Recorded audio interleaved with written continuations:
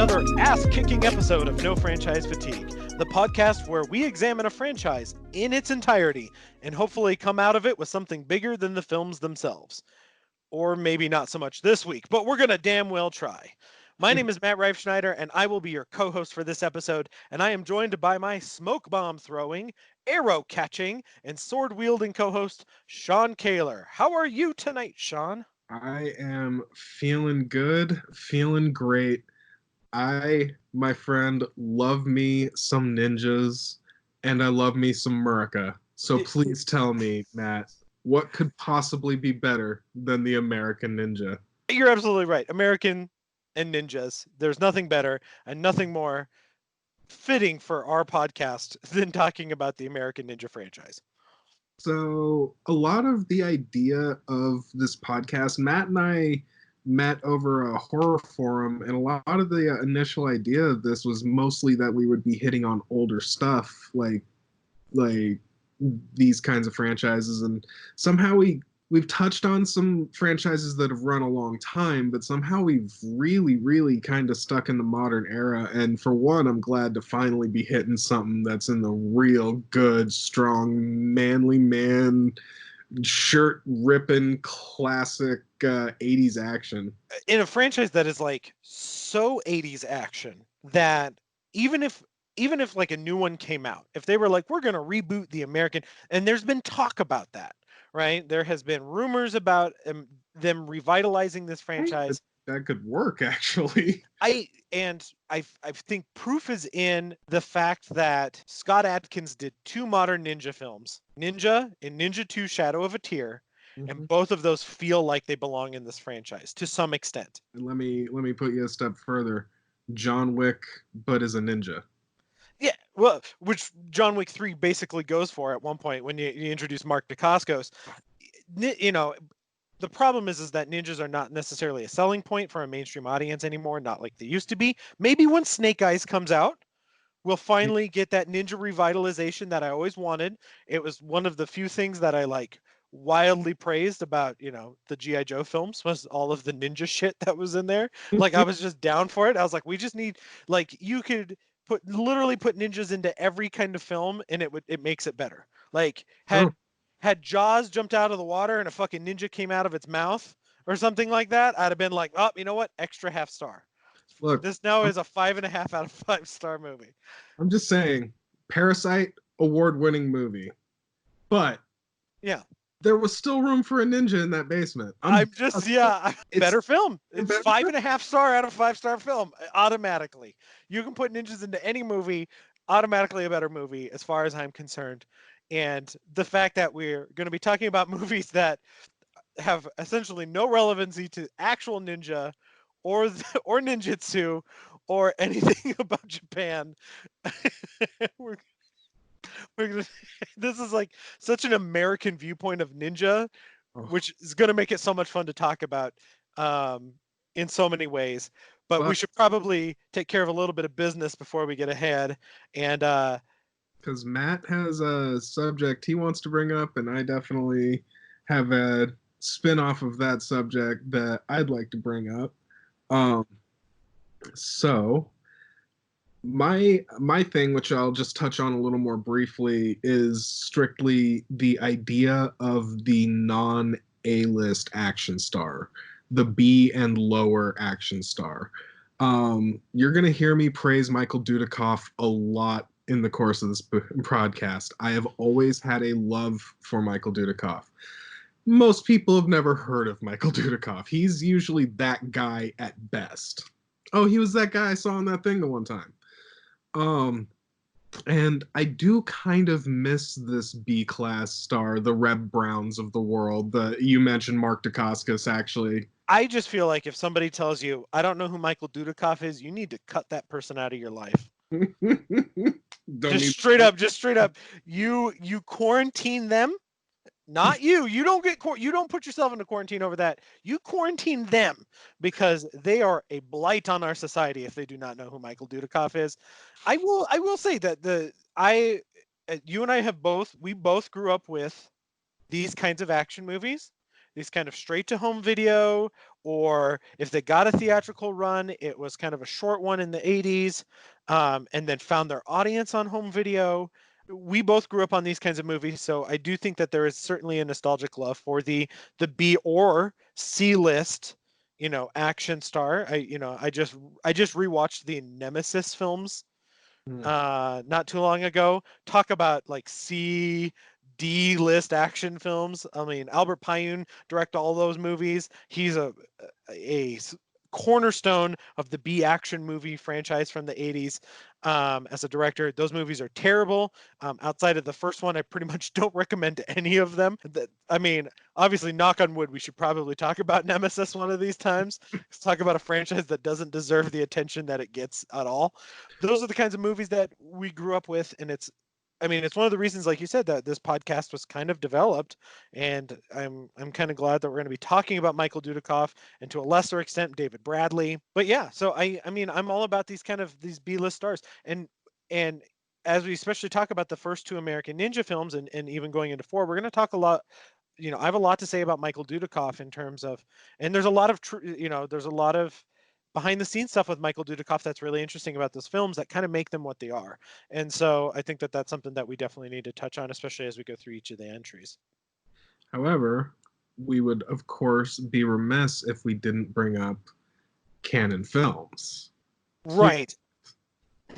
Okay, so we have to even before we get in, we have to kind of clip through these movies at a pretty brisk pace.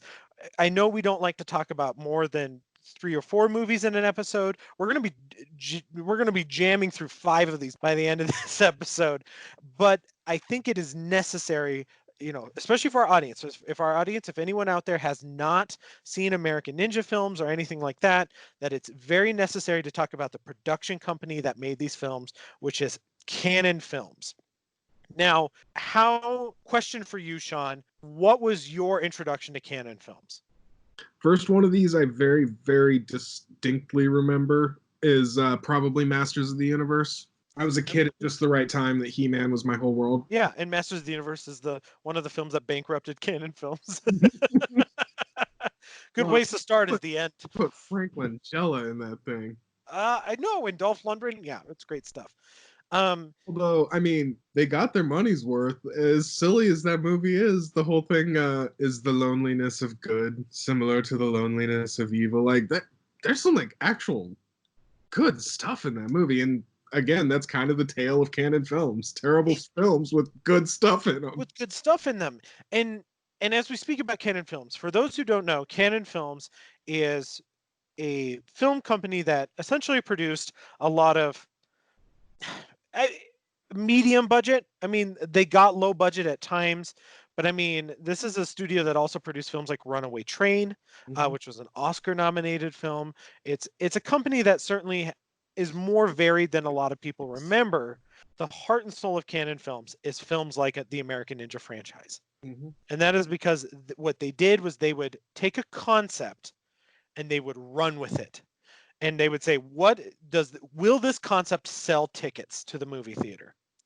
And so, and a lot of the times, Canon Films also revolutionized the film industry, and because they would pre-sell films before they were made to international distributors and things like that. And so they would come up with these mock posters with these designs between Canon Films and Roger Corman. They really kind of created this idea of like, what can we sell to people on a low budget filmmaking standard? And they would come up with these concepts. And when we get to the first American Ninja film, we're going to talk about how they sold this movie a little bit. I want to chat about that because it's fascinating in its own way how they got this film made. But they made all these kind of low budget movies, but they stuck pretty heartily to these action films. And they were like, what is going to entertain people? What can we sell? What kind of gimmicks can we latch onto? And we're just going to run with it. I mean, it's everything from the ninja boom of the 80s. You can pretty much single-handedly attribute that ninja boom in the 80s in America to Canon Films. And that ends up resulting in the American Ninja franchise, which ends up being kind of towards the end of their stint as a company. But I don't know. I think it's really important to know that Canon Films. If you know the logo, if you're a listener out there who knows Canon Films, you automatically know the logo. You're probably pretty dedicated to it. You know, in my family, Canon Films was a staple of our film going experience. To this day, my brother is obsessed with Canon Films. He might as well have the Canon Films logo tattooed on his back at this point, as big as possible, right next to an American flag. No, I'm just kidding. But really, it was that kind of important to us as kids, and so like talking about this franchise, I think is really important.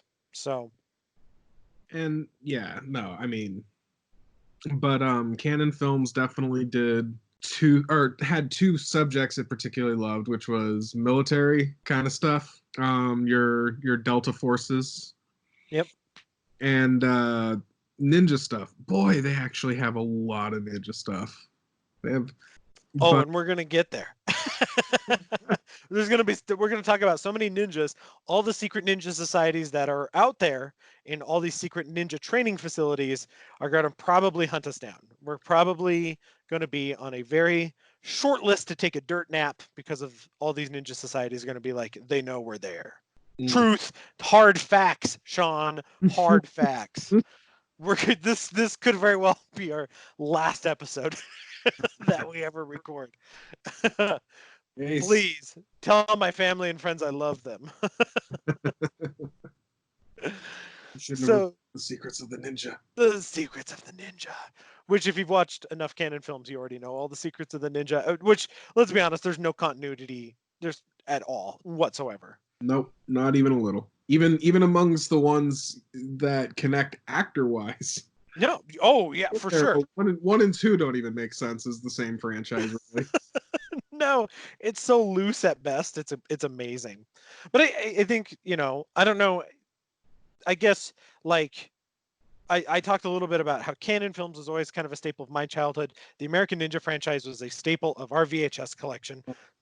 My brother owned all of them, and we certainly watched these on repeat. American Ninja 2, The Confrontation, was something that we watched over and over and over again. I have it committed to memory at this point. So, what about you? Do you have like a way into the American Ninja franchise?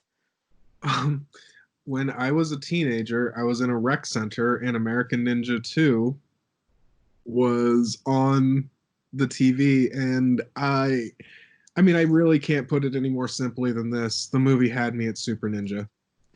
Yeah, as it does most people. As soon as they literally and without a smile on their face, dead ass serious, talk about their army of genetic super ninjas, I was like, I am in for the rest of my life. Which This was actually my first Dudikoff too. American Ninja 2. Like yeah. that was a big formative one for me. Yeah, I mean we're both Dudikoff dudes. We like the Dudikoff. He is the dude. I think from now on I'm going to refer to him as the dude.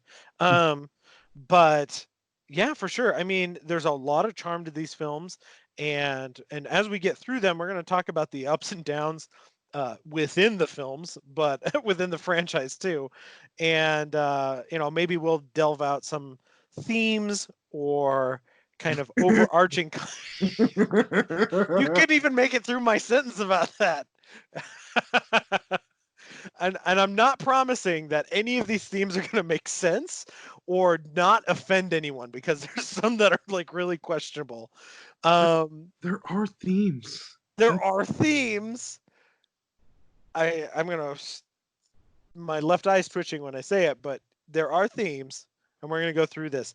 So before we jump into these films, let me just state that we are spoiler heavy on this show. So please, if you haven't had a chance to watch the American Ninja films and you want to before we go into discussion on this, please take the time, pause the podcast now, go watch all 5 of them. The first 4 are currently streaming on Stars Network. If you wanted to, the 5th one is available in a lot of different places. I know that I saw it on Vudu, which is the streaming site. They had it free with ads. So there is places to watch those. Please stop it. If you are afraid, if you're offended by spoilers or anything like that, please. I am not offended by spoilers. I'm a firm believer that it's not about where the movie goes, but how it gets there. That's kind of my focus on This is how. these spoilers in how they can exist in an 80s action movie. Well, that's the thing is like we could spoil these movies, and I'm not sure it would take away from the experience. It'll never take away from the sheer charisma of Steve James. So, Yeah. you're damn right. Mm. And on that note, let's roll right into it. Like you said, we got 5 of these things. So, Chop, chop. Pun intended. so Michael Dudikoff plays Joe Armstrong, who is a man conscripted into the military instead of being sent to jail, and he becomes a driver whose literal first convoy he ever drives on gets attacked by ninjas. And he's I'm trying so hard not to laugh. It's just so good. the only survivor of his unit. It's just a total wipeout, and he doesn't even know how he did it because as let's just go step by step here. Point is, he's also a loner and isn't well liked by the other men in his squad. So he ends up being goaded into a fight by my man, Mr. Curtis Jackson, played wonderfully, as Matt mentioned, by Steve James. But Jackson gets his ass handed to him and basically tries to befriend Joe, who remains distant. And tries to ask, where did you learn these powers? And he says, I don't know. Basically. In one of his 6 lines of dialogue in this movie. Okay, we're jumping ahead.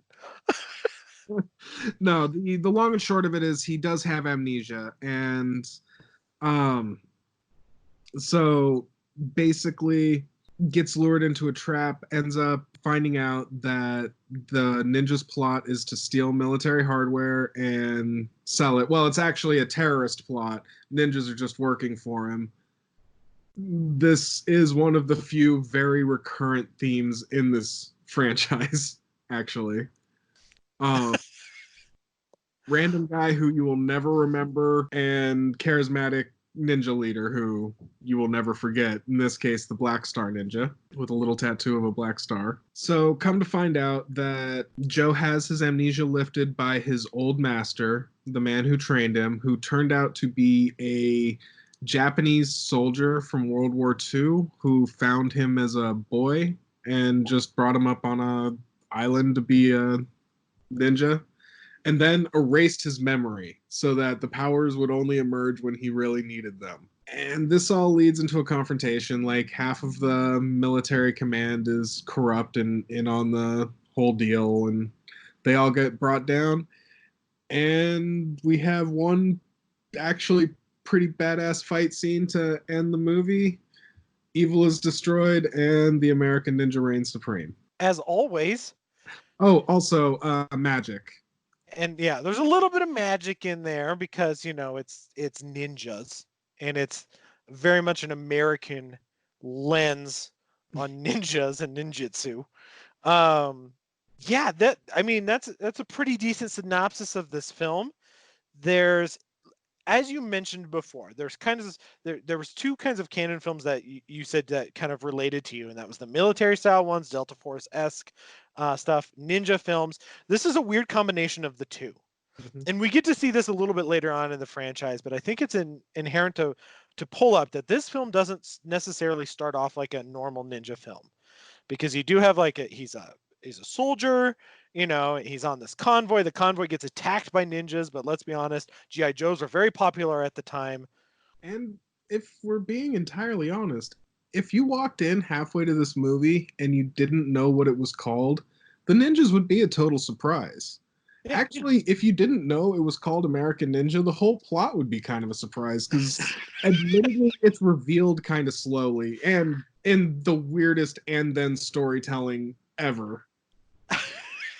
No, this movie's plot is so, like you said, it's pretty basic. It's pretty straightforward 80s action kind of style, mid to low budget, action flick that you have.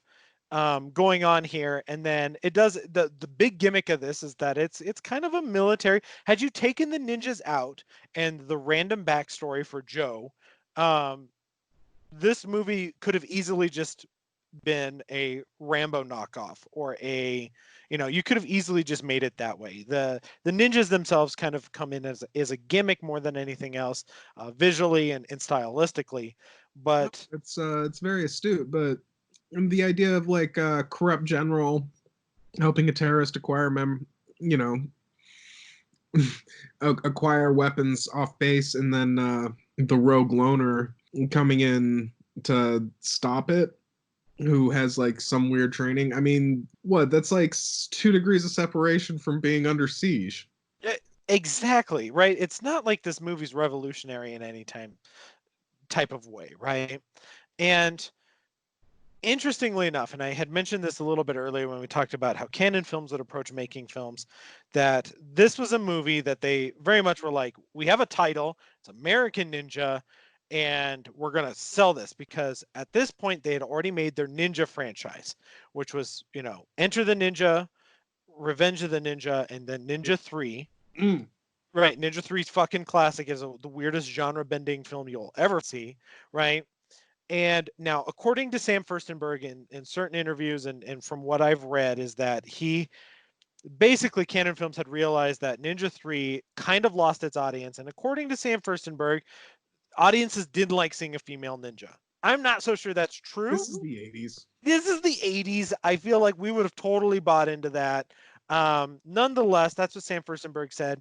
And he said that that's why they decided to shift, because originally the concept was that they would just continue on with their Ninja franchise, but they decided to shift focus a little bit, throw in a different gimmick by combining the military style. And they kind of came up with American Ninja. Now, originally, this film was supposed to star Chuck Norris. Really?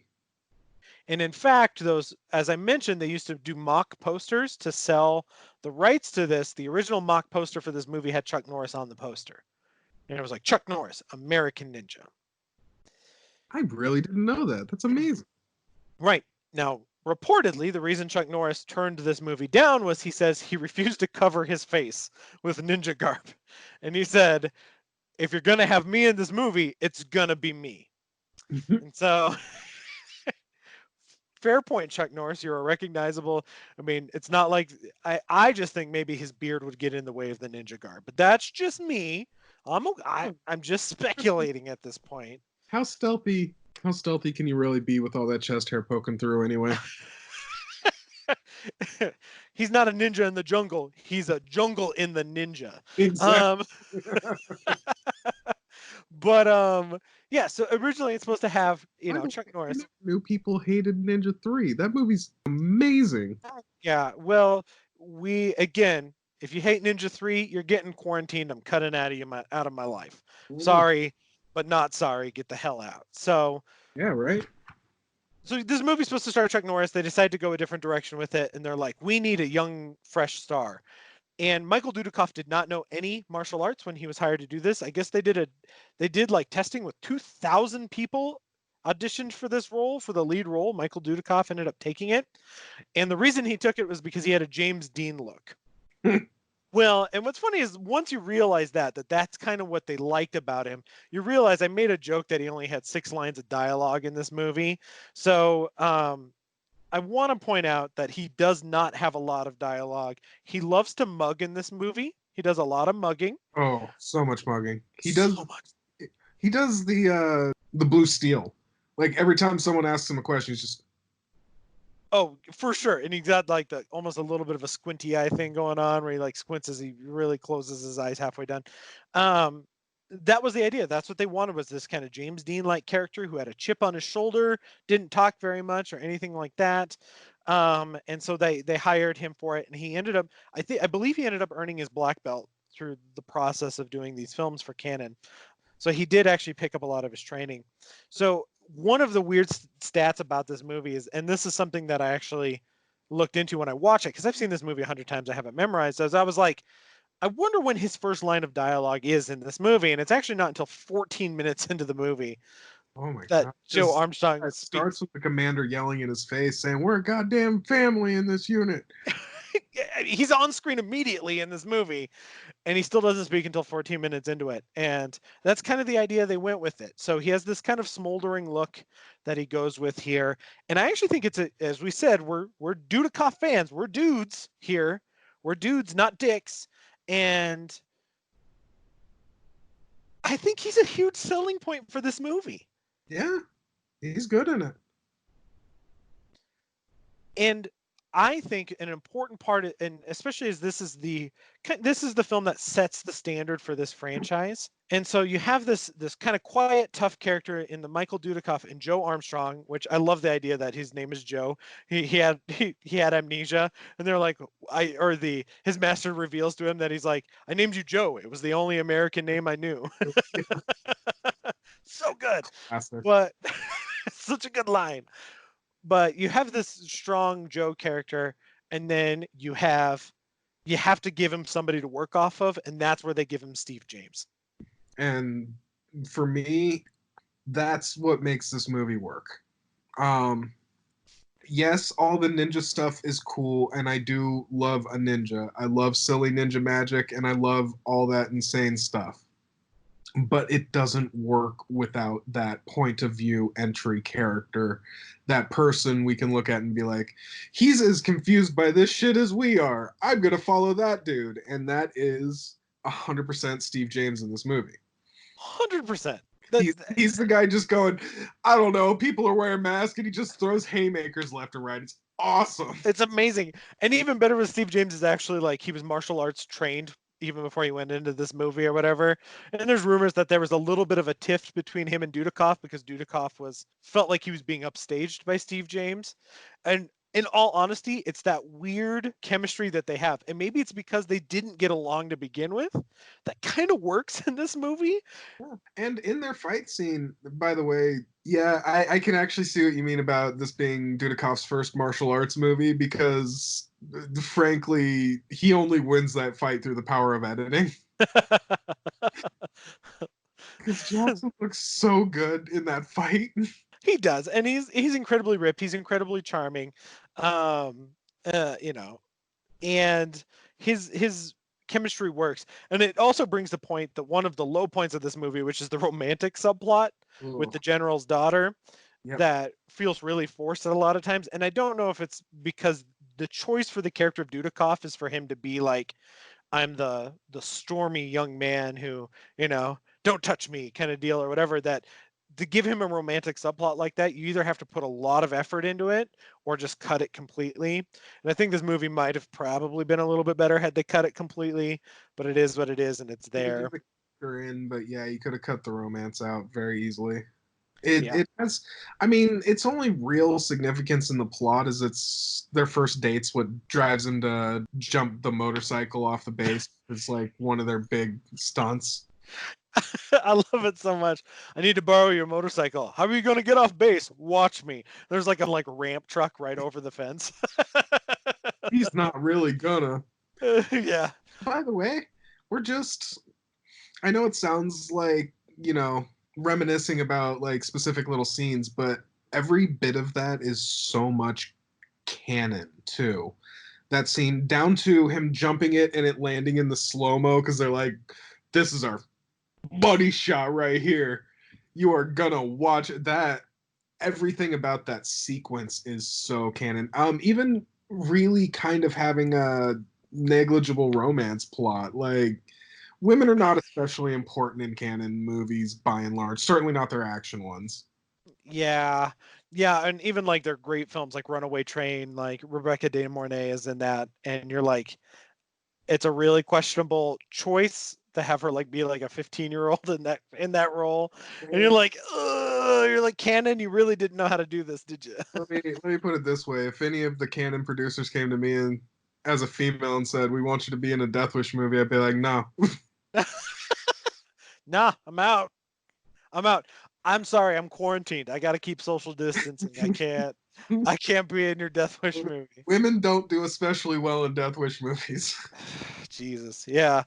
And it's also part of, as you said, that these are films of a specific era, and Yeah. that's certainly part of that, right? Certainly the rah rah rah, rip your shirt open, expose some pecs, and shoot 100 terrorists era of filmmaking. Which we're going to talk a lot about come the sequels, especially with Steve James, who seems to rip off his shirt at any given moment. Like even when he's wearing a shirt, there's a there's a scene in American Ninja 3 where he's got like a vest on and it has the lowest V-neck on it. It's basically to his belly button. So good. So good. But yeah, you're right. There's this kind of this tone to it. And I think that even blends well as an 80s film. I think it's important, especially as a Kickstarter for this franchise, to talk a little bit about the action. How did you feel about the action in this film? Is there things that you like or didn't like? Um, this movie is I made a joke about it specifically in one fight, but it is kind of the most dependent on editing. I feel like this movie has the least choreography of the entire franchise. In a lot of ways, it's a lot of just one shot punches. You know, Krakow, it's like a Batman movie. Right. Just hit the thug, move on to the next guy, hit the thug, move on to the next guy. And that is not a bad thing. It is a certain era, but you know, this is 2020. We're spoiled by things like The Raid, you know. Yeah. Certainly makes some of these older action scenes a little less, I'd say, thrilling, but it's still a fun movie. Yeah, for sure. So I think you're right. The action in this movie is a little bit slower and a little bit more intentional in a lot of ways. I also think it kind of works in its benefit because if you look at like these old movies like samurai films or ninja films like Shinobi no Mono, um, those kinds of films, the action is a lot slower than what we're used to, especially nowadays. When you look at it, and I kind of like it because it kind of gives it a little bit of that old school samurai ninja film feel to it, and I kind of like that the choreography is a little bit more simple and it's a little bit more um, intentional and I don't want to say slow, but it is. It's a slower pace for how they do the action scenes until the ending, when of course when they blow up a helicopter and some shit, which is very Canon Films. But So, not to like necessarily fully disagree, but I'd say it's more acceptable in something like a samurai film where they have a sword fight that plays out like a chess match. And it could all be done in one swipe, but the chess match is them staring each other down. It's almost the Japanese equivalent of a Mexican standoff. right, And yeah, I think that's like great and stylistic and stuff. This movie just, I think hand to hand fights need a little more happening in between cuts, like a little more action, a little more. This is very much, you know, dude catches a punch, it cuts to the other side, and it's a shoulder throw, and it just, you know, then he turns around and he just cold cocks a guy. Like I said, it's kind of like a Batman movie. He's just one shot and thugs left and right. yeah, His master and him come in together, and his master does some invisibility magic, and then they take out the big bad final ninja. yeah, And then there's also, yeah, the terrorist tries to escape in a helicopter, and that is actually a pretty cool action scene. That stunt where he's hanging off the rails. yeah. The rails on the front of the helicopter. And earlier in the movie, they had seeded in that one of the things they were stealing were rockets. So you've got Jackson on the ground with a rocket launcher being like, jump off, jump off. I also want to point out that we mentioned the Black Star Ninja, who again we have a main terrorist in this movie, right? For the film, and then we his henchmen as a running theme in these movies. Every fucking villain has a secret ninja training facility. Yeah. That's just what it is. So just Like, like all the other ones, this one starts off with that and it in sets an the ape standard. world where he opens up the coffee shop and there's a whole bunch of dudes training like James Bond, that does literally happen in every one of these movies, some equivalent thereof. Yeah, for sure. So, but I think it's important we need to talk a little bit about those ninja henchmen. Yeah. And so in this one, the Black Star Ninja is kind of an important character, and I think it's important that we need to talk a little bit. I know we need to get moving into these next movies. We've already spent way too long on American Ninja. Since it's the thinnest of the bunch. Yeah, I don't know about that. Some of these other ones get pretty thin. They have a lot of plot and nothing to say. So, the guy who plays the Black Star Ninja is Tadashi Yamashita. Which, if you guys look him up on IMDb, God bless you, his picture is a person that's in ninja uniform from this movie. Like, he's like, it's not even his normal face. He's like clad in a ninja mask. It's so good. But it was in a ton of these movies throughout the 80s. He is like the quintessential ninja that you need to know if you're going to be digging into the ninja fans, especially of a Hollywood from the 1980s. I mostly knew him from being was he the bad guy in Gymkata? He was in Gymkata. He's in Gymkata. Yep. He's also in the Octagon with Chuck Norris. So you're going to see him over and over again. In fact, this isn't the only time he appears in the American Ninja franchise. We will talk about him a little bit later. But it's something to keep in mind. He's also in like Rising Sun with Wesley Snipes. You'll see him again and again. He's not in a lot of movies, but he's kind of a familiar face. And I actually think he brings a lot of interesting energy to this movie. So I'm kind of teasing this movie left and right for being kind of generic and the action's a little slow, despite I do kind of like it in a nostalgic way, but he does put in a pretty legit performance. He's like very menacing. And as these movies go on, the villains get sillier and sillier. I was not kidding about the super ninjas. But like this one at least took the ninja aspect of it pretty seriously, and it was like this was a dude who hired his ninjas out as thugs, and he was a thug leader, and he was intimidating as such. Yeah, and you look at this movie and then you realize that like essentially the Teenage Mutant Ninja Turtles movie in 5 years just rips that from this with their Ninja Clan leader. Yeah, it's absolutely kind of rips this from this movie or these movies, because we're going to get to that again and again. But in fact, I know it wasn't, because that was a New Line movie, I believe, but that certainly felt like a Canon film. Weirdly enough, that movie was co-produced by Golden Harvest. At the time that the Teenage Mutant Ninja Turtles movie came out, it was the highest grossing independent film ever made. Which is weird, because that's Golden Harvest, that more or less it was all their stuntmen in the Turtles outfits and everything like that. So, but that's a franchise we should also, knock on wood, we should tackle that Ninja Turtles franchise at some point. Okay, because God bless them, I love them. But I just wanted to mention him because I do think he's important, because he does, like you said, in this film more than any of them, it actually does take the ninja aspect of it more seriously. It's not just a gimmick. I know I made fun of this movie that you could have made this movie without the ninjas and it wouldn't change a whole lot. But the ninja parts that are in here, they do take a little bit more seriously. It's still true, because if you had told me it was an insane French legionnaire who brought a band of mercenaries and that was the villain in this movie, it would be literally beat by beat the same movie. Right. And outside of the idea that Joe Armstrong's master is a ninja warrior from World War II who got stuck on an island, there's not a whole lot of plot. He could have just been a martial artist. It wouldn't, he could have just been a tough guy and it would have just been the same movie. But I do like what they do with the ninja stuff here for the most part. I think it's the one that's probably at least tries a little bit harder to get things right, get things correct. You even get even the terrorist, Ortega. I mean, even he's a little more grounded. He's not like a capture the world terrorist. He was an arms dealer. Yeah. Oh yeah, because even by number 2, we're gonna be talking a lot about some weird shit with these villains, and so I guess maybe this is a good time to kind of transition over to American Ninja 2, The Confrontation. Tell me. Don't forget that subtitle, The Confrontation. It's generic, but it's there, Sean. I know this one is near and dear to your heart. Please tell the people what it is about.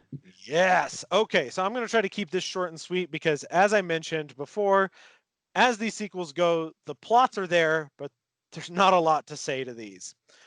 in this one, we have Joe Armstrong returning, Michael Dudikoff. We have Curtis Jackson returning, Steve James returning to the role of Curtis Jackson. They are sent in to help out a group of Marines at an embassy, and the Marines have started to disappear.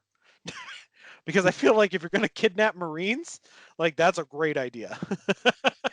Like, really? Seriously?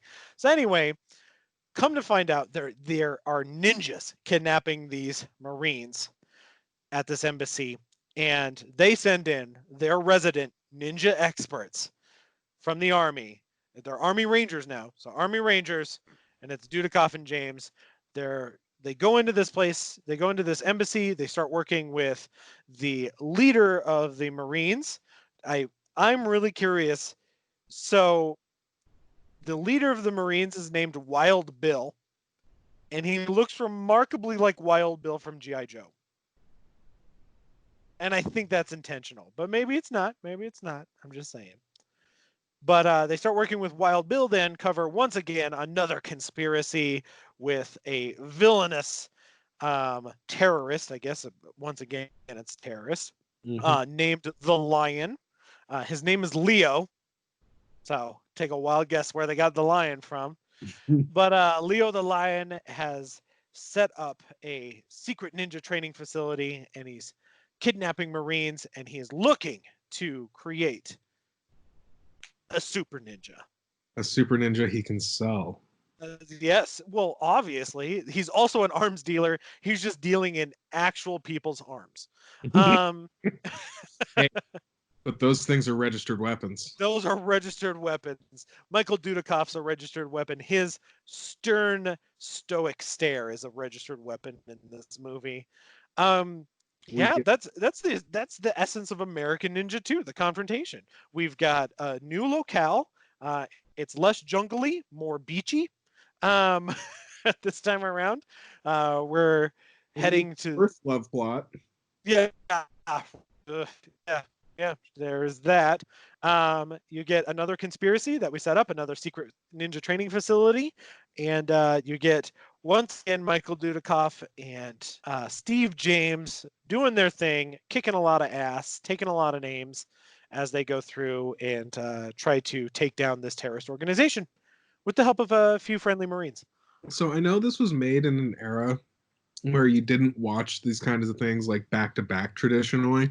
But the hilarity of watching them back to back to prep for this, and realizing they went from driving pool to Rangers in the course of presumably a year or two.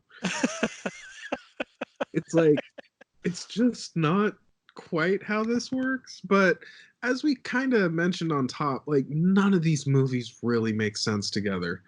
This is a franchise that is very, very much in the vein of the X-Men movies, and that's a weird link, but follow me on this journey. Okay. There's another podcast. There's another podcast I listen to, and one of the hosts, anytime they talk about the X-Men movies, says something I think is very astute, which is these movies work in a way where you only kind of have to remember the last one. And that's exactly it. Like, honestly, these movies work if you see them years apart and you kind of remember the last one. For sure, absolutely. And I do think this. Now, the first American Ninja was a box office success for Canon.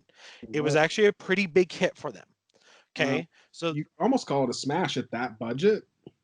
Exactly, right, and especially in the '80s, right? This became a kind of a cultural phenomenon. So it's a pretty big hit for Canon Films, right? The American Ninja Films, and of course they're going to make a sequel. But as you said, you don't have to remember a lot of it. So they literally kind of nitpick what they wanted to continue on with it. They're like, yeah, you know what? Steve James was pretty good. He had pretty good chemistry. So we're gonna take that and we're gonna put it in this one. You know what? We should still have a little bit of that military stuff. Let's take that, put it into this one.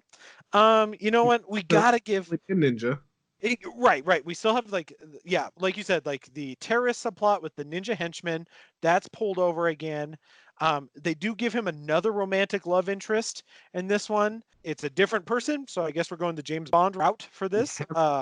So ain't hit this franchise as Willie Scott yet, but boy, she is Yeah, a this is a rough one.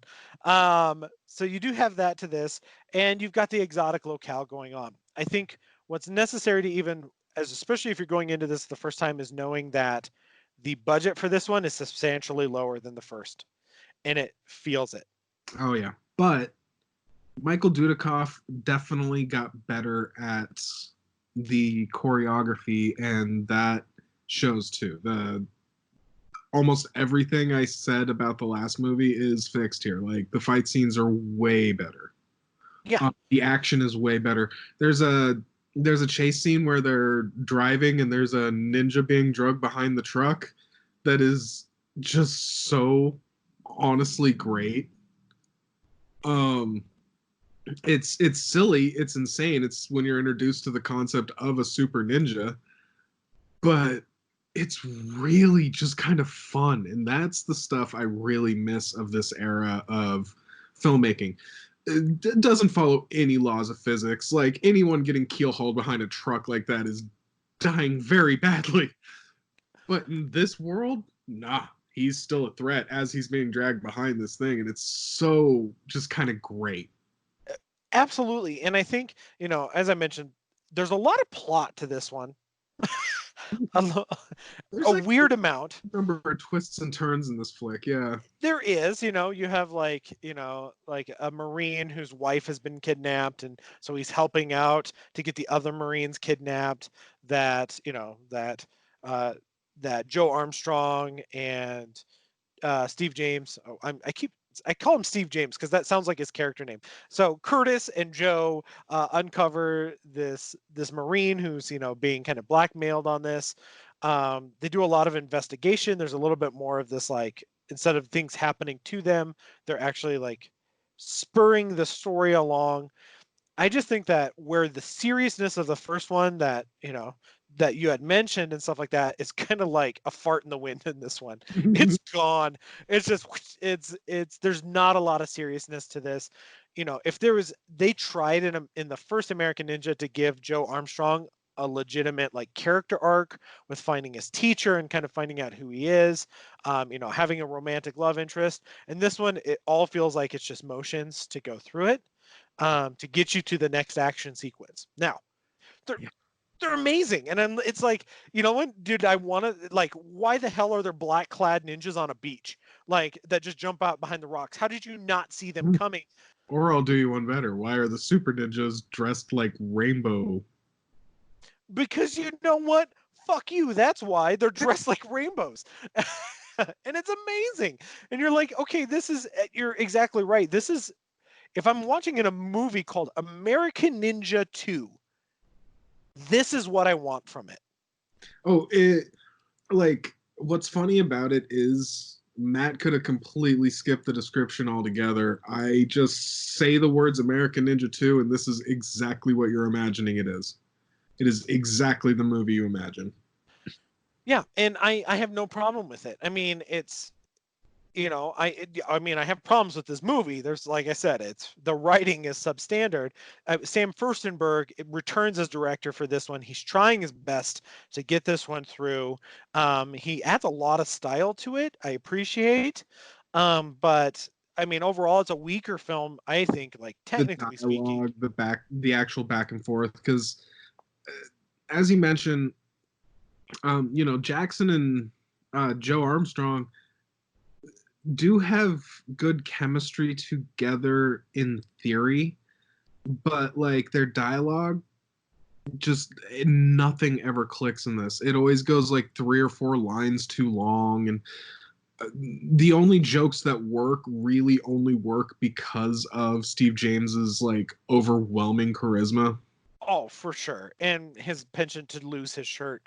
And there's even funny stories about, like, the making of this movie, like the scene on the beach in the beginning in the first act when they go to jump off the rock to jump on the boat or whatever. Obviously the boat's not below them. They're supposed to jump in the water, and Steve James freaked out because he didn't know how to swim. And so they got his his stunt double to come in to do that scene, and then his stunt double freaked out because his stunt double didn't know how to swim.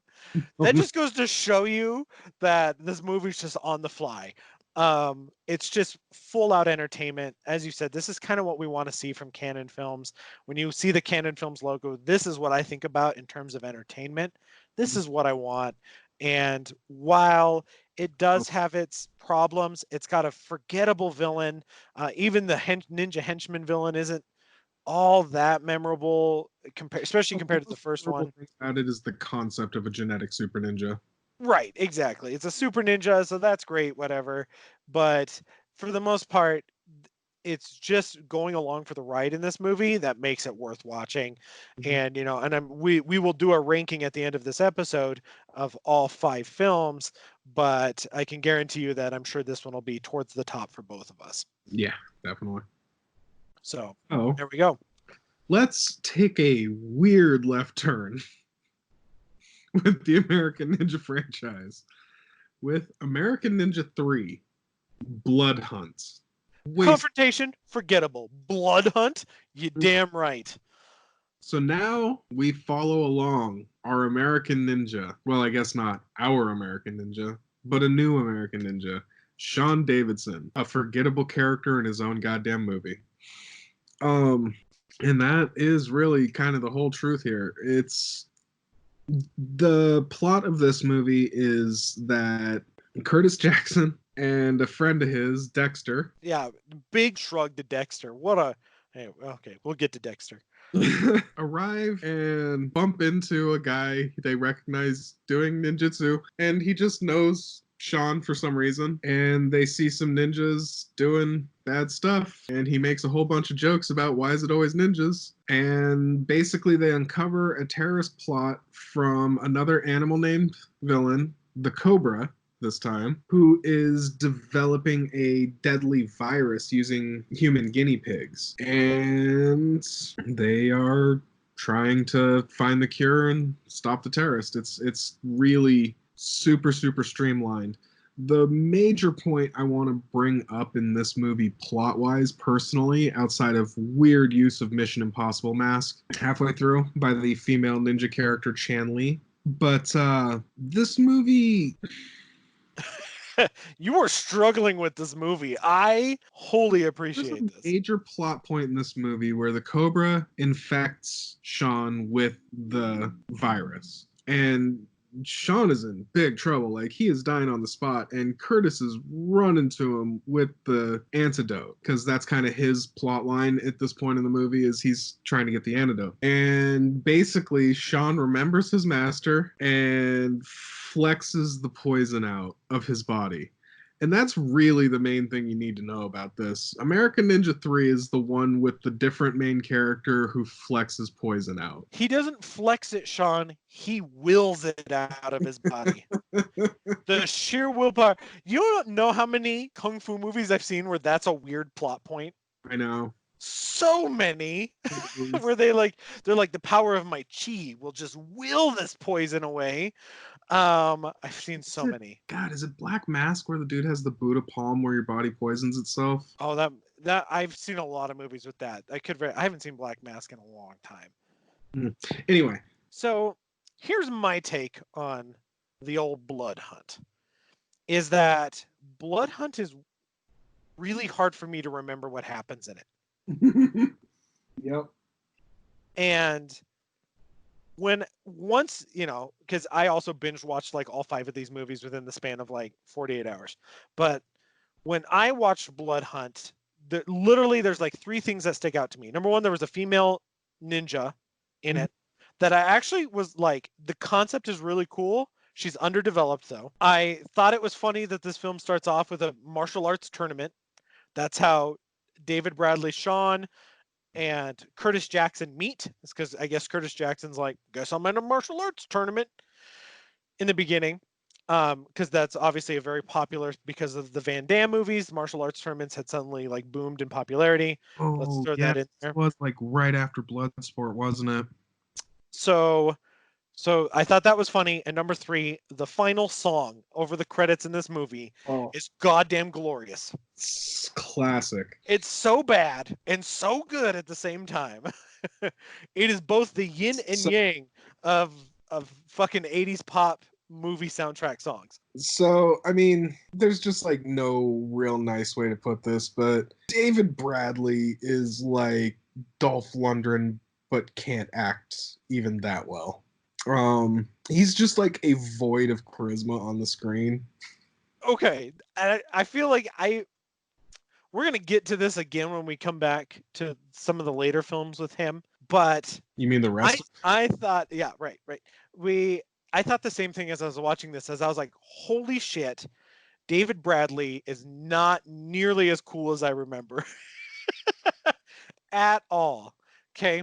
One thing I will give this movie though, because it's really easy to tease. But this movie's action may actually be the best of the franchise. There's a fight in a favela in Act 1 that is so freaking good, it almost looked like a modern action movie. Like, seriously. For sure. The action in this movie is good. And even when it gets to the end where they have to fight off the red ninjas that like magically show up, um, like that fight scene is pretty good. And you're like, okay, so the action in this movie is pretty decent. I think everything else is forgettable. Now, I do want to jump back a few minutes and let's talk about David Bradley's charisma. So I don't think this is David Bradley's fault. Really?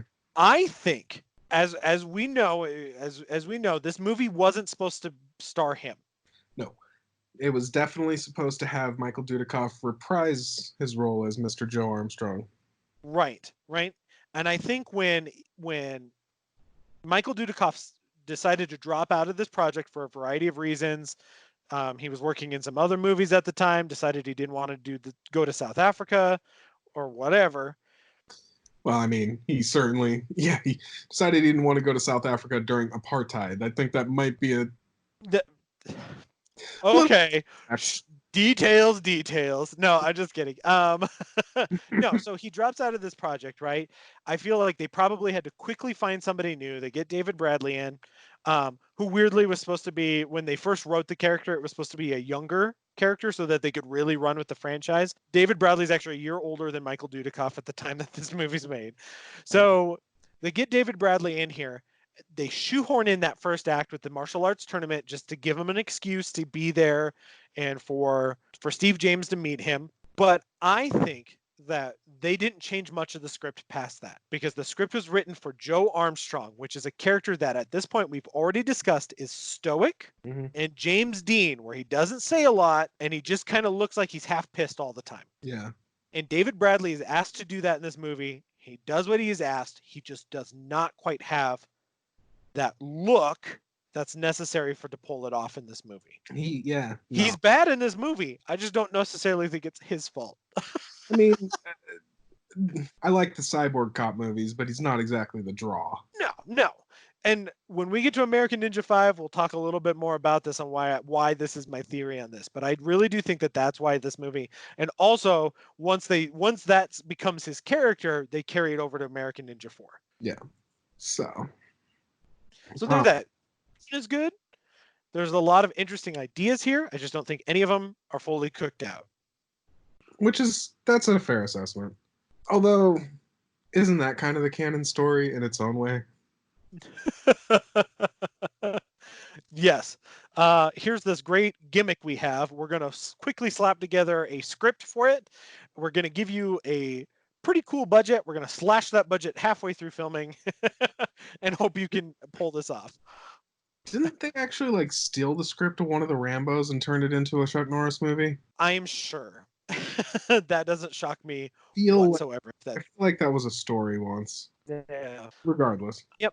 And so in terms of like what's good and bad in this movie, I do think the fight scenes are good in this movie. I like the idea of the female ninja at the end of this movie. I think that's kind of cool. Again, we really don't want to brush by the weird Mission Impossible face mask that just shows up in the middle of this movie, this female ninja. We might as well just brush past it because it makes about as much sense as if we literally just like in the middle of this episode just switched over to it being an episode on a different franchise. Yeah. And surprise, it's Well, not. and then she's a good guy. See, and I like the good guy thing. I like her like reversal because she's like, this is bullshit. And you're like, okay, I feel with you. This is bullshit. Yeah, that's fair. Just saying. Fair. I'm with you, and I feel really bad. We just keep calling her female ninja. Probably, but that kind of goes to the script does not make her nearly as important as she should be. Her name's Chan, right, or something like that. Yeah. Something to that effect. Okay, last point before we move on. We really need to talk about two things. We need to talk about Dexter. Ugh. Or do we? Do we need to talk about Dexter? Well, I will say, to be fair, he is there. What? And he serves. He might as well have been played by a rabbit because he was a born victim to the script. No, because And it's so like we're trying to do is they were trying to catch some of that Hudson from Aliens energy and just have that guy who's there to comment on what's going on. Problem is, this movie wasn't written by James Cameron. right. You can give as much shit as you want. The man knows how to do action movie dialogue. Right. And Dexter it's obvious that he's meant to be like you said, there's a certain kind of energy he's supposed to bring to this. Obviously, like, oh, if it worked in the first two to have these two characters together, what if we add a third one that's kind of funny, versus just charming and stoic, and let's have more of a almost like a humorous kind of character to it. And he sticks out like a sore thumb, and well, pretty decent fighter in his own right. Again, that favela scene, like everybody's pretty good in the action. Yeah, for sure. And unfortunately, I just think his character is kind of a pointless. He literally serves the point to die later on in the film. That's kind of his purpose in this movie. He's a rabbit. I also want to. There's one last thing I want to talk about in this movie that I think is such a canon movie move, and that is the fucking like hang glider one-person plane scene. Why? That's only there to showcase them in a hang glider. That's running out of gas, that doesn't seem to really run out of gas. They still are able to land it on the back of a truck, which as a stunt, you're like, they landed that fucker on the back of a truck. Like, tip my hat to you. They had to have actually done it too, yeah. Yeah, that Canon Films somehow got a hold of this stupid hang glider plane and was like, we got to put this in a movie. Somebody write a scene for this in a movie. What's our next movie? Ninja. American Ninja 3 is our next movie. Put it in that. Put it in that. It's exactly what that scene. It's so fucking stupid. Exactly what happened. Actually, some producer bought it and put it in the movie so he could expense it. I am telling you. For sure. It's absolutely what happened. And that scene needs to be excised from this movie. It needs to be quarantined, told that social distancing, 6 feet away, motherfucker. I don't want to see your goddamn glider. So I'm just going to keep running with these quarantine jokes. I was about to say, if you couldn't tell from the quarantine jokes, this is being recorded in the time of coronavirus. Yeah, right. Where we're both in cities that are on complete lockdown. Ain't that the truth? I've been in this house way too long. That's all I have to say about American Ninja 3 Blood Hunt. Go listen to the song. Listen to the song. Maybe look up the action scenes on YouTube. I'm sure it's available somewhere. I mean, the movie's worth watching, but you're struggling to end that sentence. This movie's worth watching in the sense of completion. It's worth watching to get to the next one, which please. It's about Ninja 4. Let's talk a little bit about American Ninja 4 with another really forgettable subtitle, The Annihilation. So, American Ninja 4. The director of American Ninja 3 returns for this one. He's coming back. We've got David Bradley reprising his role as Sean, the stoic ninja. And then we have Michael Dudikoff coming back for this one. As Joe. As Joe. Ninja. Yes, we have a tale of two ninjas in American Ninja 4 The Annihilation. So in this one, we have a situation that's gone really bad. A Delta Force has been captured as they have been investigating in was he Army. Shit, Yes. I can't remember. I think he's ex-Army. Ex-Army officer. I think he's from Britain too, because he has a British accent. So he teams up with this evil terrorist who wants to send a nuke to New York City. As, and I am specifically quoting here, he just hates America so much. I just hate America so much. That's like what I say every time I watch a press conference. I just hate America so much right now. Um, I hope people don't misconstrue that I'm gonna bomb New York City. I'm not, I swear. American Ninja 4, this was the George Bush 90s. Yeah, we've actually hit that point. So, um, we have this Delta Force that's captured in, and you know what? This bad guy, these two terrorists have captured this Delta Force. They're holding him hostage, and they happen to be running a secret ninja training camp. And so do you know who they're going to call to go save these people if they're being held in a secret ninja training camp? The American Ninja. The current American Ninja, Sean, which, Shit. let's be honest, wasn't even military in the last film. Nope. He was just in a martial arts tournament and got caught up in this conspiracy. Don't they say some bullshit about him being CIA in this one? You know what? At this point, it might as well all be gibberish. But yes, that's kind of what they're throwing down here. So he gets sent in to save these Delta Force commandos. He teams up with a couple of people who are spies in the area to do so. And lo and behold, he's a terrible American ninja, probably shouldn't be working for the military government, and gets captured along with the Delta Force. And then we hit the second half of the movie where Michael Dudikoff shows up. He's now a teacher. They're like, uh-oh, our Delta Force and our other American ninja has been captured. You need to save the day. So he comes out of retirement, dons the ninja mask, also dons a priest robe at one point in this movie, and goes and saves the day and saves everybody, kills some terrorists, kills some ninjas, and we end American Ninja 4, The Annihilation. Nothing gets annihilated except more terrorists. We have two ninjas that survive this. We've got Michael Dudikoff in this great lemon yellow ninja outfit in the third act, and that's what I got about. That's what I got for American Ninja. We have Sean Davidson very effectively in prison for like 90% of this movie. It's so. I mean, seriously, he goes in and he just like immediately gets captured. It's so sad and like the antithesis of being a ninja. Well, here's the deal: is he actually? And I wrote this. I wrote a note about this. I need to find my notes for this. I didn't write a lot of notes for this series, but I did write a note about this because this was the first time it really dawned on me for this movie. But as I look this up, this is definitely a tale of two movies. You have the sequel to American Ninja 3 in the first half, and you have the sequel to American Ninja 2 in the second half.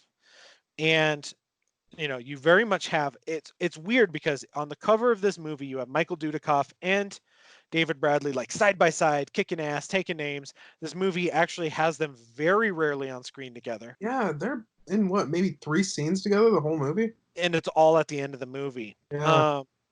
For this. So if memory serves right, there was actually a contractual obligation for Michael Dudikoff to return to this movie and that he would have to save the day at the end of it. And that even though David Bradley wanted to do the movie that we all wanted to see, which is them teaming up, kicking ass, taking names, because we no longer have Steve James in this movie. He's sorely missed in this movie. His charm is incredibly missed in this movie. No, yeah, Sean's sidekick, who I can't even find the actor's name, Dwayne Alexander, Braxton. Right. Yeah, Braxton. Nearly as charismatic. He actually, if anything, he kind of reminds me of the limo driver in Die Hard. Oh, Argyle? Yeah. He's kind of like Argyle. He's just there. Yeah. Well, yeah. And they start off with that, like at a wedding. It's his wedding for that side character. It's his wedding. They get called into action. He leaves his wedding to go to action. In the middle of his wedding. You can now. It's so cheesy. I love it. No, and I found the note here. Michael Dudikoff doesn't actually appear until 45 minutes into this movie. Yeah, because he's like away at Peace Corps or something like that. Yep, he's teaching, right? And they mention him in the beginning. They're like, well, why don't we send him in? And they're like, he's retired. He's now teaching. Um, and it's a way for them to get through this with having Michael Dudikoff essentially have his own film in this movie. Um, and it's weird. It's a poorly structured film because of it. You literally do have the David Bradley 45 minutes in the front where he gets him and his partner, they go, he has this moment where he like zens out to his ninja training, he fights a bunch of ninjas in the woods, gets captured. He's literally in prison until the final fight. He gets one final fight at the very end, done. And Michael Dudikoff gets the rest of the movie. The last 45 minutes is pretty much his show. It is a tale of two ninjas. It is a tale of two movies, a tale of two ninjas. And weirdly enough, I don't mind both parts. It's trying to put both parts together that irritates the shit out of me. Because it is definitely like full on fade to black, fade up on a new movie. Like halfway through this, yeah. Literally, he's captured. They're torturing him. It fades to black. It pulls up on Michael Dudikoff teaching in school, and the military guy showing up to be like, "You need." It's literally like they rebooted the movie like, why don't halfway you through. send in the American Ninja? And the military guy's like, because you are the American Ninja now. Yeah, I'm kidding, but you. I'm not. I've never seen a movie that remakes itself in the middle of the movie. We're not going to touch on it until we hit the next movie, but technically they reboot the whole franchise in the next movie again. They do on accident. Well, we're about 5 minutes from there. Yeah. So American Ninja 4, what do you like? What do you don't like? I've obviously very clearly stated I hate the structure of this movie, but what do you like and don't like about this movie? I'm kind of, this movie is the one I'm the most indifferent on. I think pretty much the entire first half is pretty dull. As we've mentioned before, both of the characters, for various reasons, are just stoic characters. So they're very dependent on the side characters, and this one, it's a definite weakness. That said, I mean, we're hitting a point where the stunts and the action is still just pretty decent. I mean, all of Dudikoff's fight scenes are really good. At least we've got a vaguely serious plot again. The goofiness is a little more throughout. Like you say, there's the scene where Sean is like meditating, and it's really something out of kind of a new age video of that era. But it's also kind of earnest in what it is. It's not trying to be anything other than what it is. And like I say, I just have a nostalgia for this era of filmmaking. This is definitely kind of one of the weaker entries. I don't have a lot I love about it, but the action's pretty solid and it's brisk. By God, it's like 89 minutes. Right. And it's Michael Dudikoff is a welcome return to this franchise. Mm-hmm. As I said, it does miss Steve James, handedly misses Steve James. But Michael Dudikoff is a welcome return. You said it right. The action is pretty good in this. I don't mind it. I actually think this director had a weird knack for doing action sequences, even though it's pretty obvious that this movie's got a pretty low budget. Hand fights are very exciting. And there's a lot of interesting ideas in this movie. The main plot of this movie is terrible, but there's an interesting idea of going to this, basically to a country that's been kind of torn apart, by poverty and things like that.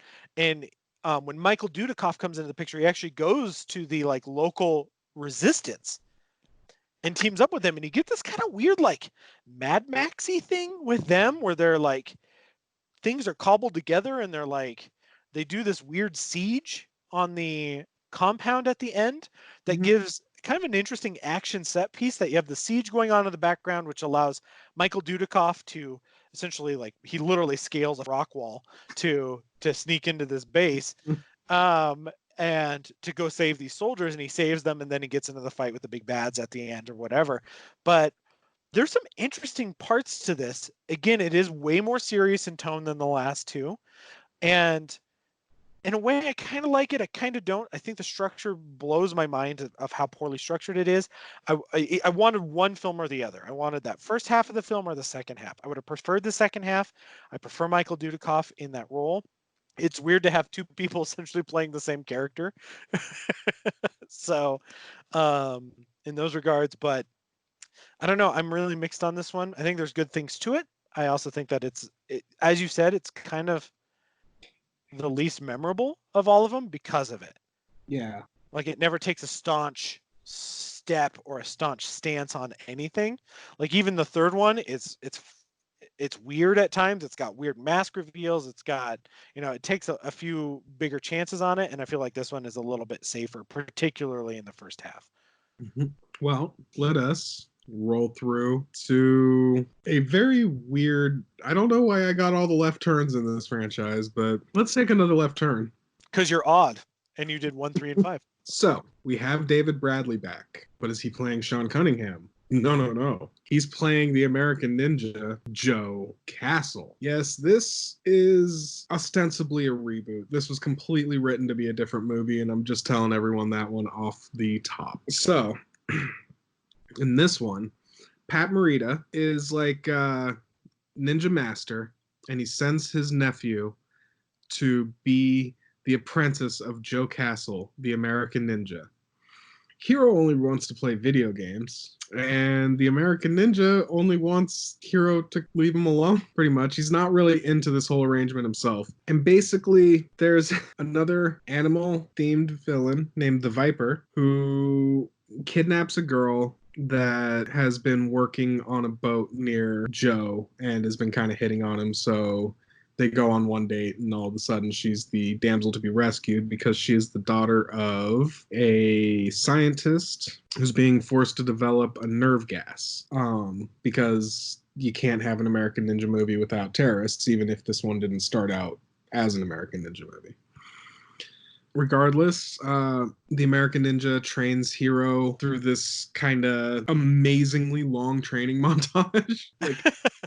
Epically long training montage, and then there's a big fist fight on an airplane, and then it's over. And then you forgot the classic part of this ending of this movie where the villainous ninja named Viper for his double-bladed like predator like wrist blades, where this villainous ninja who also wrist blades like a predator, mullet to fucking die for.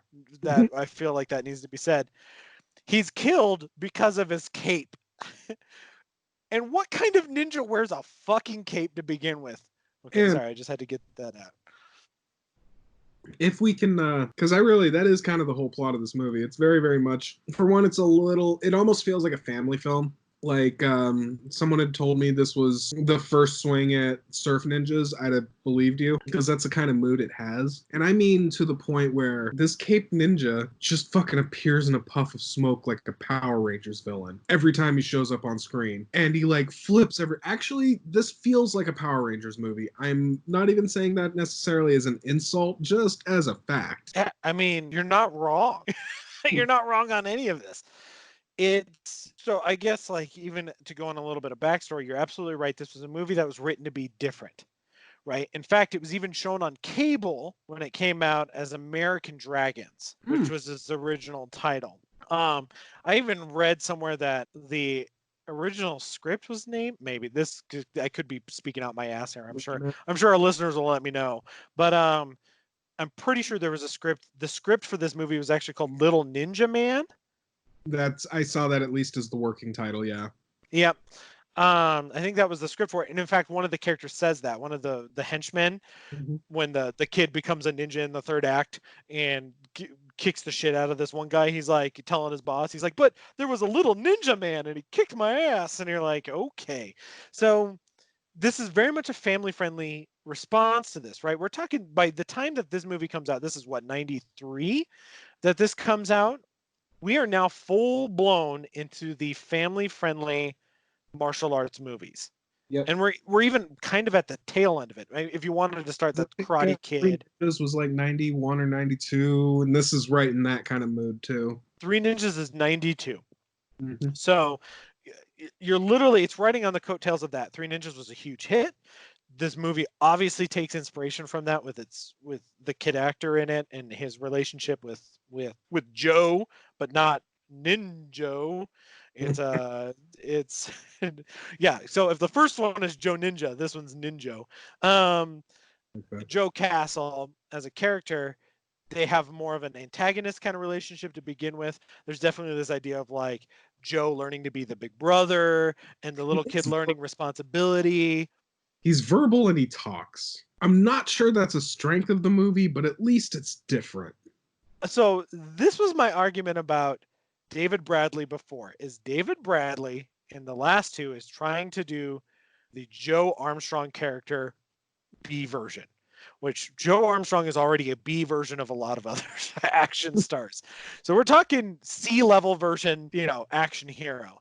Here, they at least they try to make him funny for like a family audience. He's got a lot of like quips and I actually don't think David Bradley's that bad at this movie. The script is bad. I think he's working with what he's given, and he's much more comfortable being the jokey guy than he is being the stoic hero. My Dolph Lundgren comparison earlier wasn't accidental. He has the same kind of cadence as Dolph Lundgren without the accent as an excuse. Maybe kind of personal, maybe I'm being too hard on the guy. I am a Dudikoff, a dude. You're a dude. But I don't know. I've never taken to David Bradley in this franchise. The two solo outings for him are my least favorites of this. Yeah. Yeah, I think this movie, as a family-friendly movie, has a lot of fun stuff to offer. Like, I know that this is something that, so I talk about my brother a lot on this podcast because we grew up together and we watched all these movies together. This is something that my nieces, his kids, really enjoyed this movie. And I feel like this is a great entry point movie if you have young kids to like get them into ninja shit, which is what I'm all about, right? Like if we're gonna get you into stuff, we're gonna get you into Godzilla and we're gonna get you into ninja shit. So I actually think that this movie is a weird kind of entry point. Does it feel like an American Ninja film? No, not at all. Not a lick of this feels like an American Ninja film. The fact that it's called American Ninja 5 actually makes it worse. Had you called it American Dragons, this movie's already like a half star better. I actually fully agree. So you have that. I mean, even like you mentioned before, the rainbow colored ninjas, this movie's all about brightly colored shit, like the sets, the use of the different ninja clothing. There's a lot of purple ninjas in this. There's a lot of interesting elements to this that make it a family-friendly movie that's at least fun to me. I don't think it's very well written. The villain, there's obviously you mentioned the girl next door on the boat. She gets kidnapped, because her father is a scientist and he's working on this this super, nerve gas or whatever that he's working on. She gets kidnapped. Yeah, that story, yada yada, blah blah blah. We've seen that before in 100 different action movies.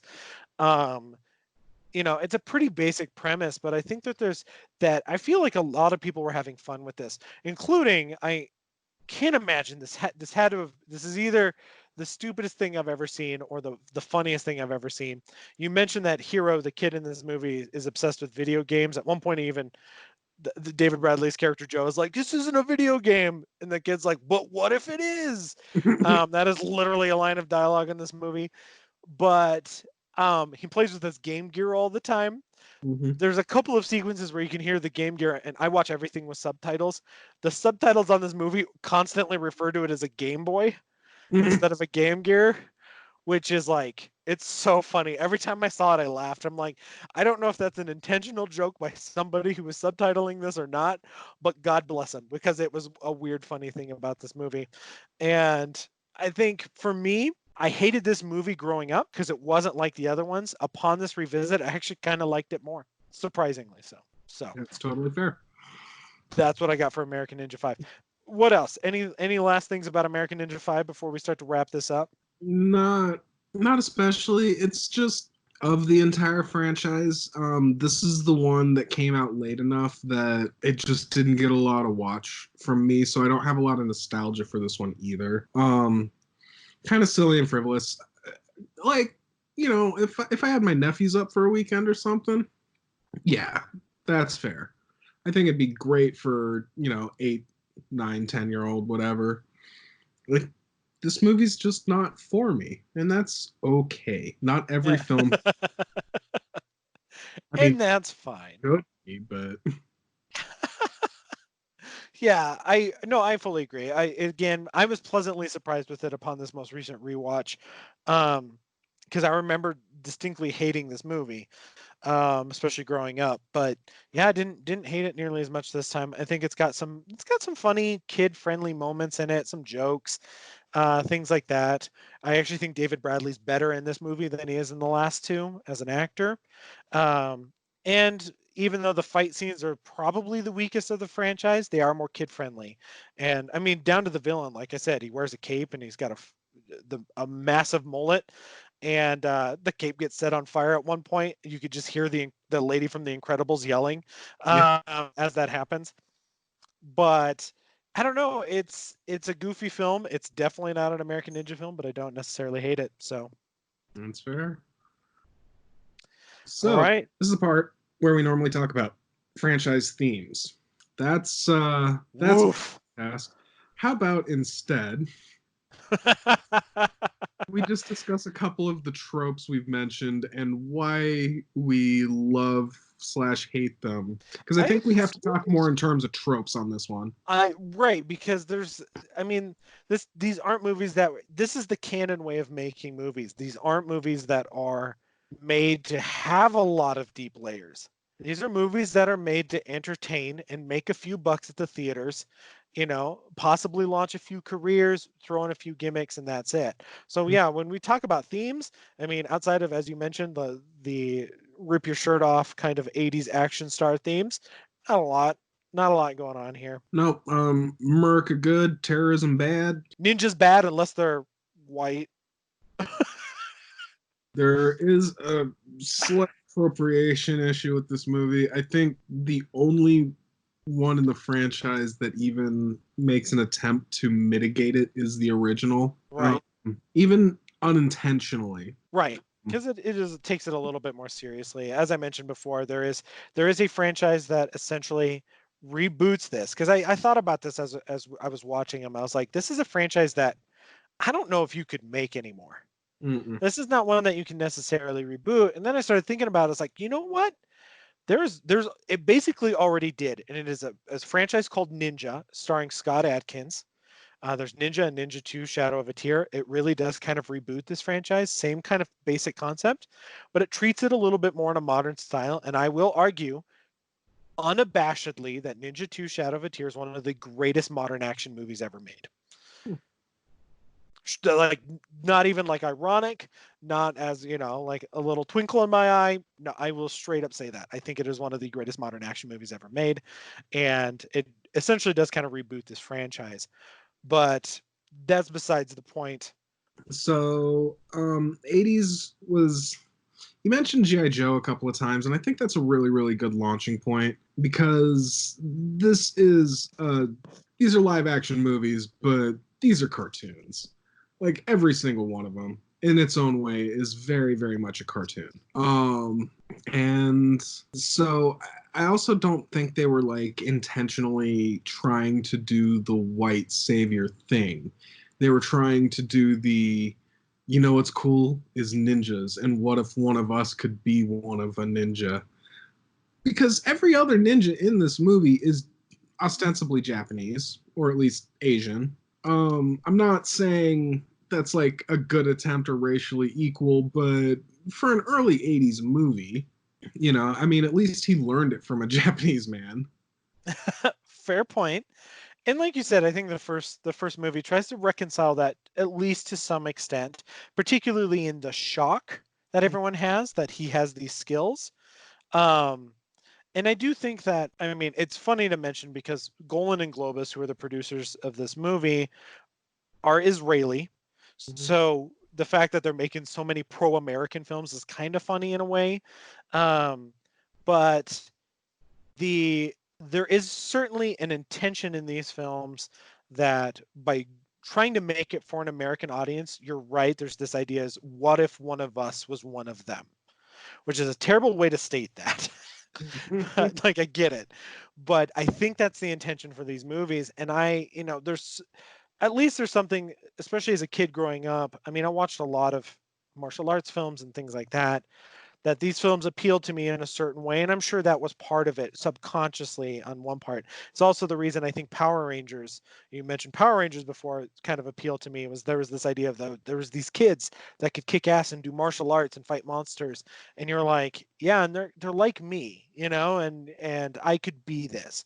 I think there's certainly that appeal to this franchise, particularly for the 80s. Does it work now? I don't think so, but certainly at this time period, I think that was the intent. Um, but in that same mold, that is why so many of these movies, actually all of them have terrorists as the villain. And it's just nondescript terrorists. They're never with any ideology. These movies are not that deep. It's just America bad. Right. Money And good. right. And what's interesting, especially about the first one, is you get this idea that, particularly because of the conspiracy going on in the first one, that it doesn't necessarily paint America as good. That's something that that comes out later on in these films. But you get this idea that Joe Armstrong was treated pretty shittily, in the military. You get this idea that like he tries to do what's right in the convoy in the beginning. He ends up getting some soldiers killed, and then he gets put in the brig for it, and things like that. You get this idea that there's a little bit more of a gray area in the first one. The rest of them, yeah, you're very much getting that. The good and bad lines are very clearly drawn. So, um, touching back on the training thing generally, training flashbacks and montages. I mean, that's kind of 80s action in general, so maybe not something to call a specific trope of this, but the particular flashback style this movie uses, it does use like franchise wide pretty consistently.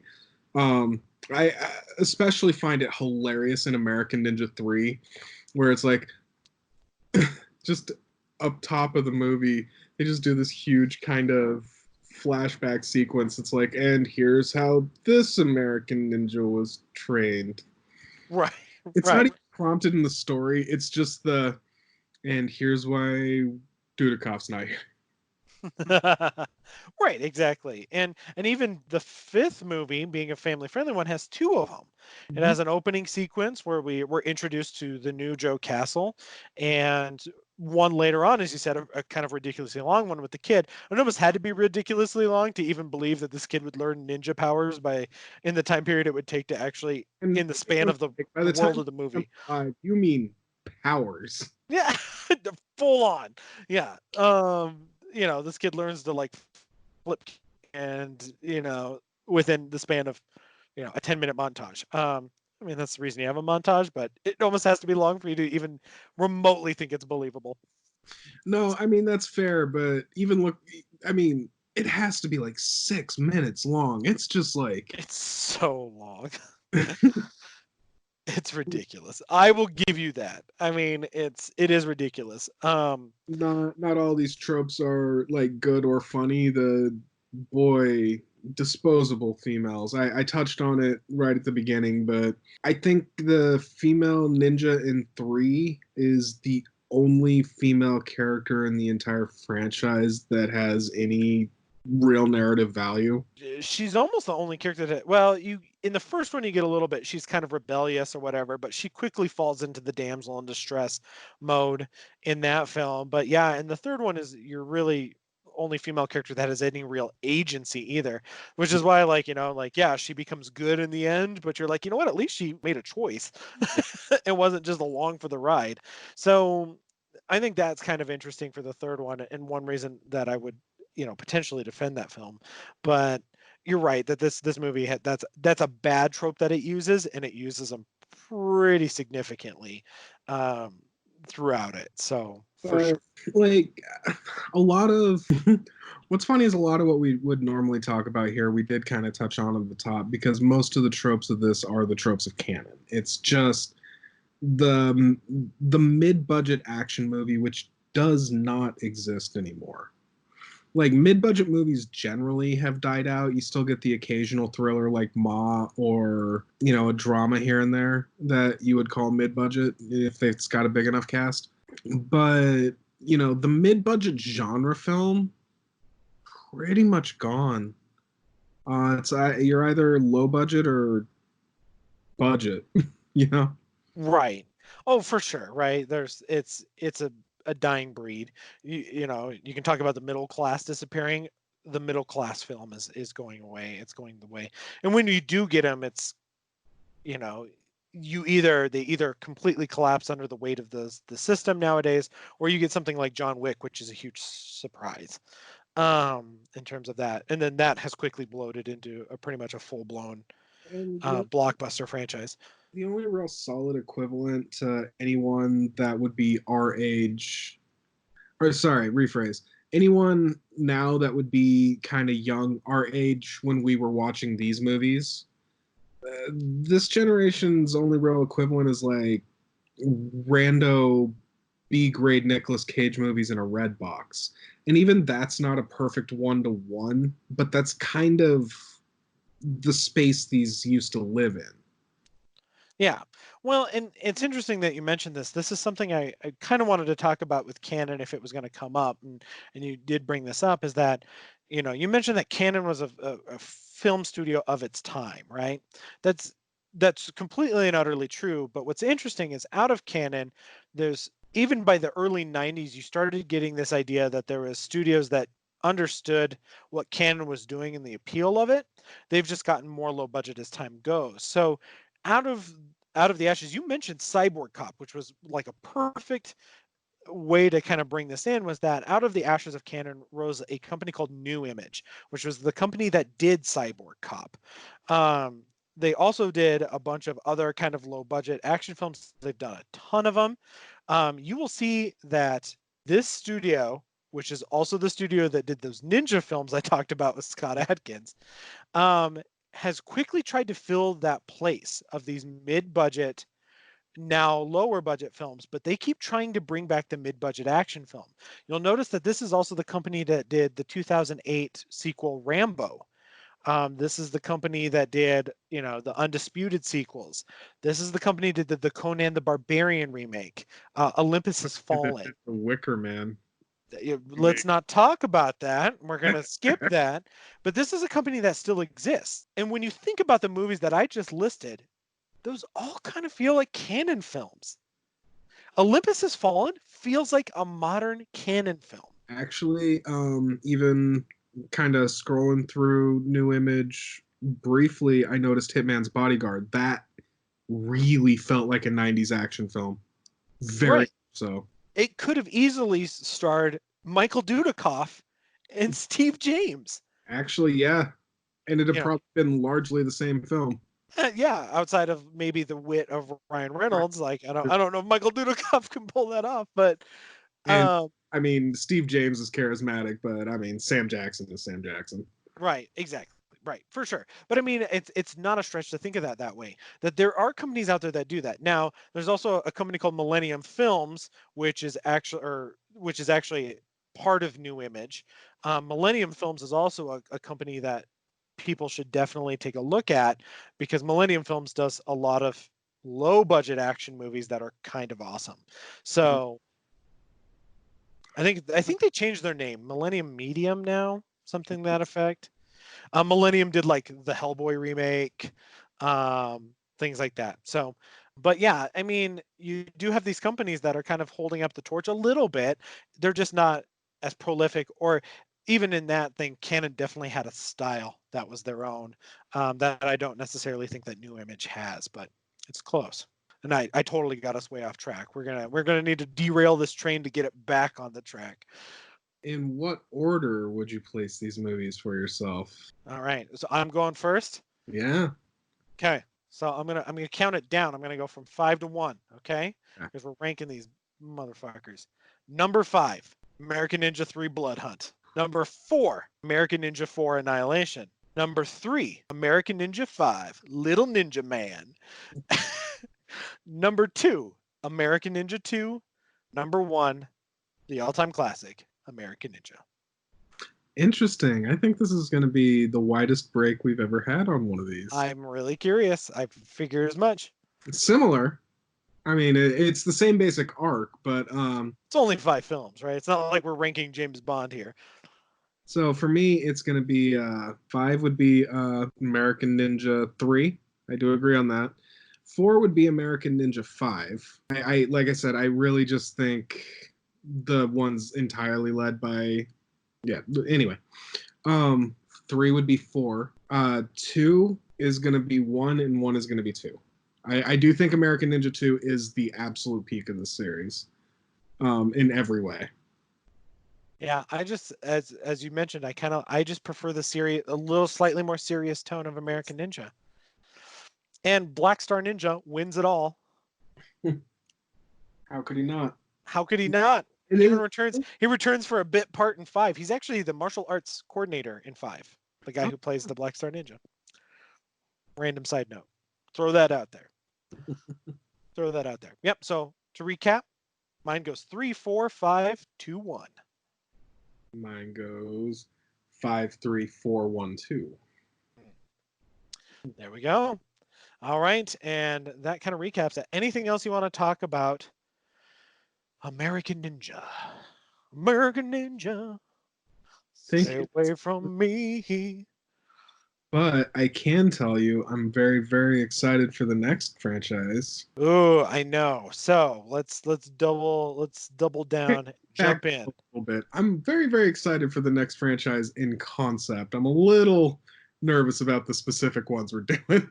Nah, it's gonna be good. Okay, so for everybody out there, for time to prep for next month's episode, our next no franchise fatigue is, and I feel like we should get a drum roll and then a screonk because we are tackling the controversial American entries of the Godzilla franchise. And Skull Island. And Skull, well, that's part of the MonsterVerse Part of of it. legendary MonsterVerse.